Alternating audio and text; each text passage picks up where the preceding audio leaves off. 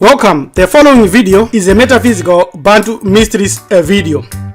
It's only for those that attain higher knowledge after Bantu foundations. If you are ready to break free from traditional, religious, and even scientific dogma which come with severe mental limitations, then look no further, but watch our presentations on Hamiti Hebrew Ethics YouTube channel, shared by yours truly, Kamaneja Topi, Prisija Rabbi LM Tumizulu, Kunkenim Jakanja of Marifado Family Network, helping you transform your spirituality and the life on earth for the best. Subscribe, comment, share, and you can also email us on join@marifado.com. Let's begin to end it. Amen.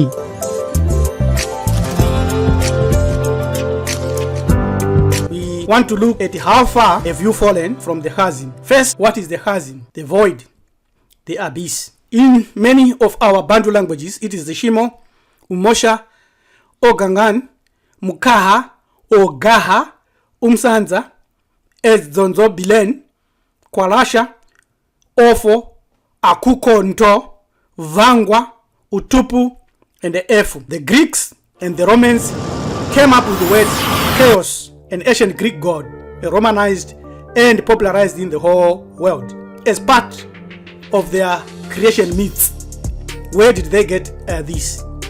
It is very clear that we know the source of their information. When we come to Christianity, Islam, and Judaism, believed by billions today, the same term is used to refer to the gap or the abyss created by the separation of heaven and earth, the formless and void that you read in Genesis in the beginning, Tohu and Vabohu. The book of Genesis is where you read this story. Where did the book of Genesis get this story? Was it inspired by God? Was Moses inspired to write it? If Moses was inspired to write it and he wrote it, as we are told in 1450 BCE, who developed the Hebrew alphabet? We know that the Hebrew alphabet was not yet there. It never existed during the times of Moses. The same thing with the Greek mythology. We know that around 700, that's where they tell us that they wrote the Theogony. Hesiod wrote his poems. But it is not straightforward. The Greeks had no alphabet, so they could not have written anything at that time. So where did the Greeks and the Bible get these myths? Here is the source of all the writing that debunks the lies of modern history. The only place that was literate and that developed the alphabet was ancient Africa in Hamiti. Here is the proof. You can go to Stasi Comics and you study the ABCD family tree of the alphabet, and it will illustrate to you that the Proto-Semitic was borrowed from ancient hieroglyphics. Out of the Proto-Semitic, you also get the Phoenician that was exported all over the world by melanin-dominant Phoenicians, who later translated it and formed the Aramaic alphabet, out of which the Hebrew came. That was well after the Greeks had already formed their own word alphabet, because from the Greeks, that's when we get the Latin, the Roman, and the one that we are using today. No Arab was there to develop this. Don't be cheated. Therefore, it is important that the only people that could read and write in ancient times, who wrote the oldest religious writings known as the pyramid texts, the Greeks and the Hebrews and anyone else could not read or write. Only melanin dominant human beings were literate. Therefore, the source for the metaphysical understanding of the chasm is in ancient Africa. That's where we come now to look into, to rediscover how far you have fallen from the chasm and what is the importance of knowing that. First, who is the you? What has that got to do with the chasm? The idea of you is wrapped around the immortality of your soul. You have a ninefold soul, and it is this ninefold soul that has a lot to do with the chasm. And your physical body, the Hati, on two, is one that is of the earth, that is totemic, and that is ancestral, and that is meta. So at the end of the day, the spirit that has been popularized by people as synonymous to soul is only a ninth of the real soul. So the idea of an immortal soul, along with 8 other metaphysical implications, is founded only in ancient Africa. Today, we know from the writings of the Greek historian Herodotus that he told us that it long predates them, because it came from ancient Hamit. Hamiticians were the first to teach that the soul of man is separable from the body and it is immortal. When you now follow Christianity, they then tell you that you don't have an immortal soul. They say it's the lie of the devil. And they say you are a spirit, soul, and body, which is a lie. You are only a soul and body. You are a soul in a body. And the body is temporary. Then they teach you that the soul that sins shall die. The soul cannot sin. It's impossible for the soul to sin. It is the flesh that sins. The soul, which is connected to the chasm, can only do one thing: forget about itself. So the question then is, where is the proof that you can carry that you have got a soul? It is because you dream. That is the only answer that we can give at the moment.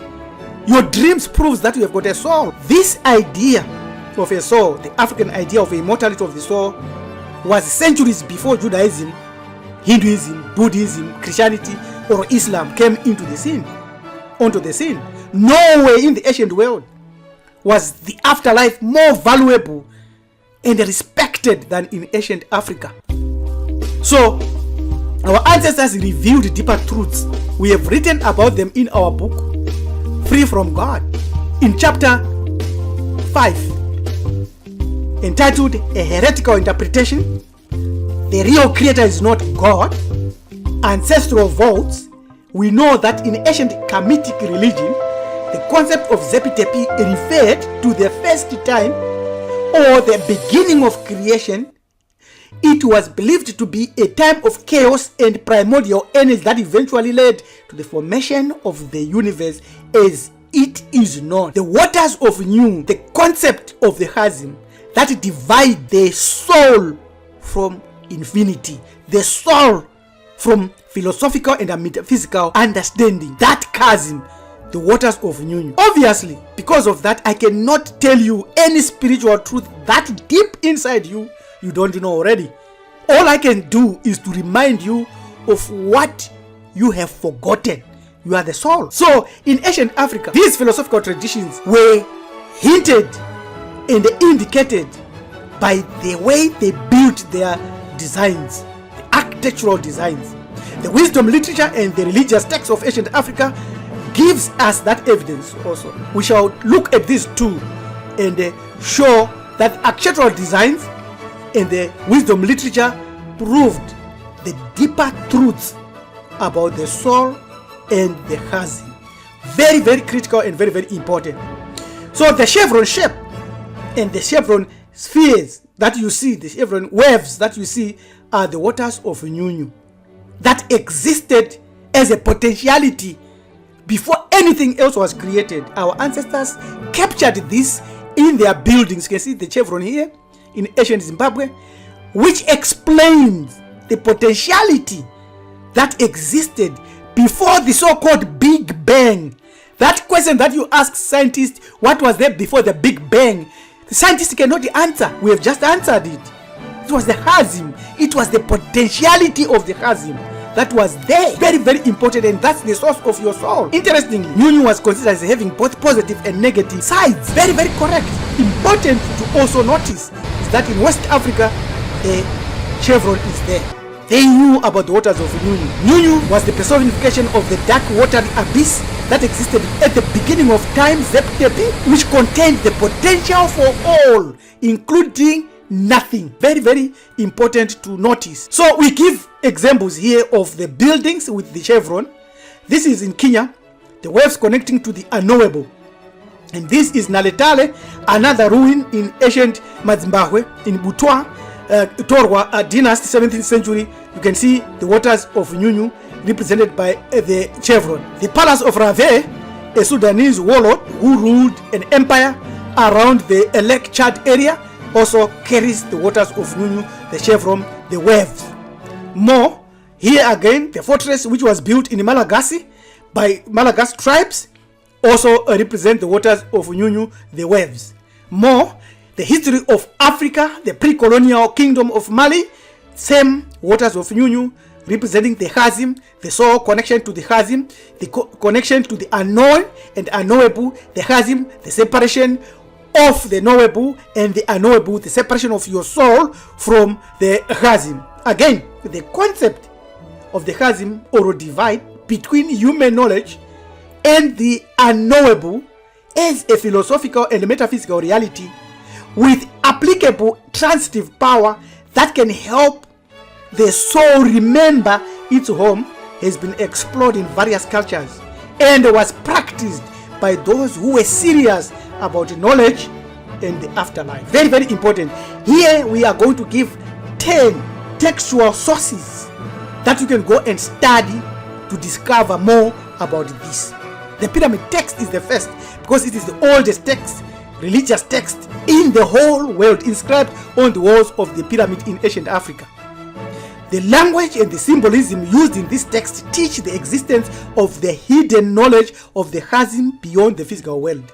The Book of Coming Forth by Day, Partema Hore, also has a lot of information of how the soul can journey back to reach the interface with the chasm. Very, very important and critical for anybody who wants to live the afterlife. This one, the instruction of Tao Te, is very, very important because it is moral advice and proves that there are limits to human understanding. Remember, your brain is limited. You can't know the beyond, but your soul can yearn and know the beyond. Very, very critical. It emphasizes the divine wisdom of knowing this gap, the chasm we are talking about, Mukaha.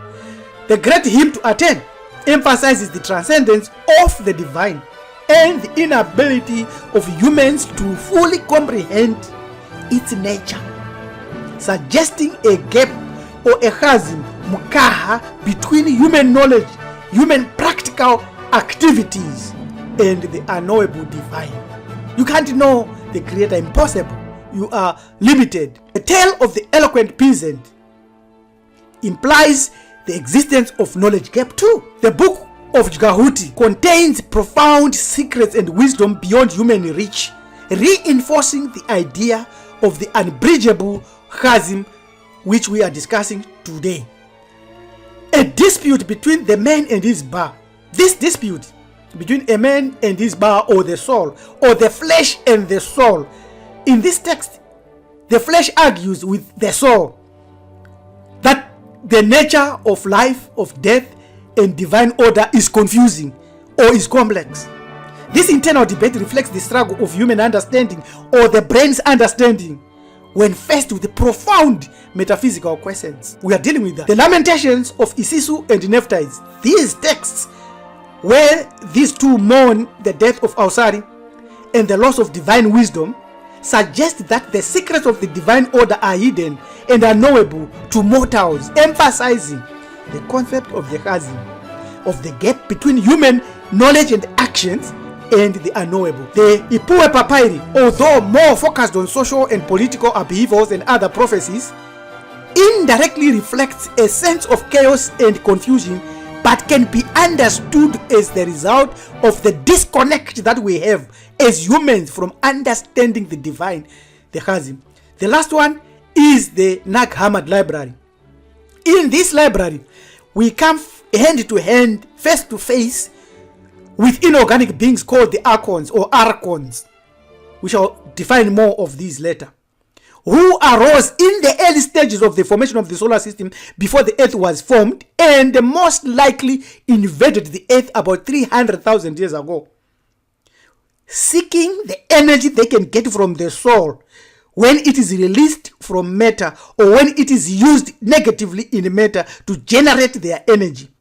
If you are a victim of these Arcons, our ancestors thought that you will fail to persuade these Arcons to allow you to pass through the planet's crystalline sphere they have erected.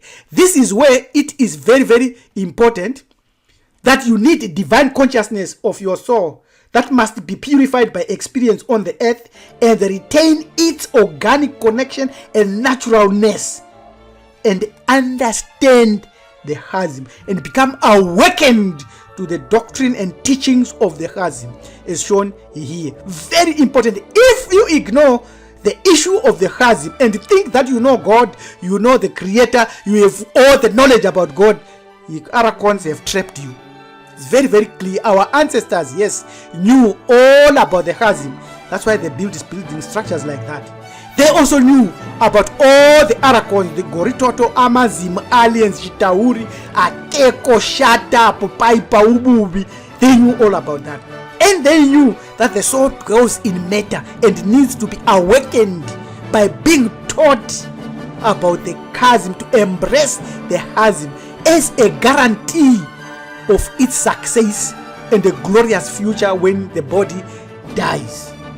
The body is the house of divinity, yes, but man must know thyself. Soul must know that it is the soul, and when it does that, it will know the gods and will have the freedom to enter into infinity. How far have you fallen now from the chasm? It's only you who can analyze that and answer that question. Only you who can become an awakened soul. But when you are an awakened soul, it is because you are chosen to awaken, and someone has tapped your shoulders and chose you to awaken. Otherwise, you walk around the earth saying you know God, you have received God, you have been born again, you have the Spirit of God, and all these jargons and words, and say you know you are in the only true religion or true spirituality, but you are trapped by the Arcons. Yes, for more information, you can email us on join@marfado.com. Till we meet again, know how far you have fallen from the chasm. Yohamaneja Topi, Priest Rabbi LM Tumizu Kurikani Mjakanja says, yes, you only can answer that question. All I can do is to remind you of what you already know. Amen.